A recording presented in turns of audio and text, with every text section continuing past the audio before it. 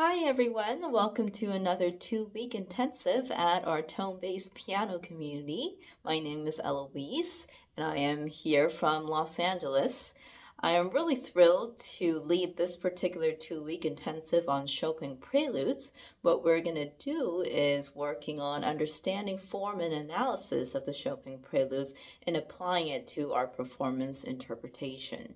And while this is something that we could do really to any piece that we study, I chose Chopin Preludes for this 2-week intensive this time because, one, there is the big Chopin competition happening next month in October, the one that's the International Chopin Piano Competition in Warsaw, so 'tis the season. But also, there's such wonderful gems of music that it's great to have in our piano repertoire. So I chose this particular set, but I hope this 2-week intensive is something that you can apply to your own future studies for really any solo piano repertoire or chamber music repertoire that you are studying. All right, so let's get launched in together. So for Chopin preludes, they're actually in a very unique order. Some of you may already know this, but we have a total of 24 Chopin preludes, and that is because there is one in each key. There are a few other compositions out there that are in that 24 set. The order of the Chopin preludes go in actually a particular order. It's in the circle of fifths with its relative minors. So what that means is that Chopin Prelude number 1 starts with the key of C major, number 2 goes into A minor, and then number 3 is in the key of G major, that circle of fifths, and then number 4 is in the key of E minor, etc. So it's in that particular key, so it's actually kind of quite easier to memorize the order of how it goes as well. Another big example of that set of 24 would be the Bach Prelude and Fugues, except with the Bach Prelude and Fugues in both Book 1 and Book 2, it goes in a chromatic order, and with the parallel minor key. So there's C major, and then number 2 would be in C minor, and number 3 would be in C sharp major, C sharp minor for number 4, etc. So it's actually quite fascinating to see how these music are particularly ordered in the piano repertoire. All right, so for the week one's assignment, what I would love for all of you to do is choose any Chopin prelude of your choice. It can be one that you are working on currently.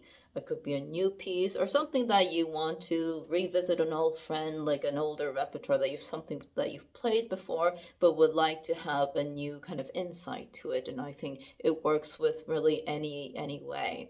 So we're going to choose one Chopin prelude of our choice. And in week 1, we're going to do basically a mental study practice of applying a form and analysis, all right? I want to reassure everyone that although this is sort of a music theory topic, it is a music theory topic, but you don't have to be a super music theory whiz in order to do this assignment. I'm going to break it down for you of what ways we can study it together. First, the form. I have 2 Chopin preludes in front of here that I'm going to show as examples. The first one is the key of A major, and then there's also the key of C sharp minor, both quite famous, more of the famous ones of the Chopin preludes. Now, let's talk about how do we know what form a Chopin prelude or any particular piece is. And if this is not something you have studied, often actually our ears can tell us what form it is. It's really like listening to a musical sentence, or just like as when we read an essay, or when we are delivering a conversation, we have multiple sentences. For example, in music, we would call that a phrase. There could be a 2-measure phrase or a 4-measure phrase, and then that's the construction of how each music is built. All right, so now I'm going to start with, for example, the A major Chopin prelude over here. This one starts out with actually very small phrase groups at a time. So we have a 2-measure phrase at the beginning. Here's 2 measures, plus another 2 measures, and then another 2 measures, and then another 2. That already is a group group of 8 measures that I just played. This is a very short Chopin prelude, those of you who know or are following a score currently with me. And how do I know that we have kind of this end of a sentence or end of a phrase, really? It's kind of like, let's say if I am delivering a message to a friend saying, I went to the store today. That's one sentence. And then I might have sort of an incomplete sentence where you're like expecting me to say more. And I can be like, I went to the store today. I bought some apples, comma, carrots, peanuts, dot, dot, dot. And then it's like, that's not the end of my conversation here, but that's exactly kind of like how music works. So I constructed it with, we have, here's the opening, and I have a little pause. Often also our music has phrase marks. There might be a slur over it. Although the slur does not necessarily always indicate the end of a phrase, but when we hear that pause, the time, we realize, okay, that's one statement. And then if I combine both of those together, it becomes a little bit of a longer phrase. So first I did an 8 measure phrase for you, and then at measure 9, we have this. I heard that before, so it's a return. So now I know, oh, I have a return of that A section coming back, and then that was measures 9 through 10. But in measures 11 through 12, I'm going to have something different. And then here's my surprise chord, that F sharp dominant 7th here. So most of the Chopin preludes, as a hint that I'm going to tell you, are in ternary form, which means 3 parts, A, B, and A. So there's that A section. We have something in the middle that sort of diverged away from what we heard in that beginning section. And then the A section returns at the end. So often we call it the A prime because it's not exact replicas. Some of the preludes are inexact replicas. A lot of music can be. But if there's a little bit of a change, we usually call it A prime, which means that little number 1 next to it. All right, so if you're not familiar with understanding forms yet, I would like you to do marking in your score the phrase groups. So you could use colors, different pens. Some people like to use different colors, and put a parentheses around the phrases that you hear, because that's going to help us in week 2 of our performance interpretation factor. Now I would like to talk about some harmony. So for example, harmony, we have 2 ways of doing an analysis into our music. It can be the Roman numeral analysis, meaning that I write down Roman numerals like 1 going to a 5, or 1, 2, 5, that's typically chord progression. A lot of the Chopin preludes do get a little bit advanced, so if you're not too comfortable with doing Roman numeral analysis, you can do a chordal analysis, all right? So now for that, I'm going to give you an example for the C minor Chopin prelude. This is the number 20. It's one of the later preludes, and it's actually a really it's short, but it's a very serious, solemn work. It has this rhythmic motif of a funeral march that stays throughout the piece, but the chord progression is really serious and dark there. So here it is. This is the C minor prelude.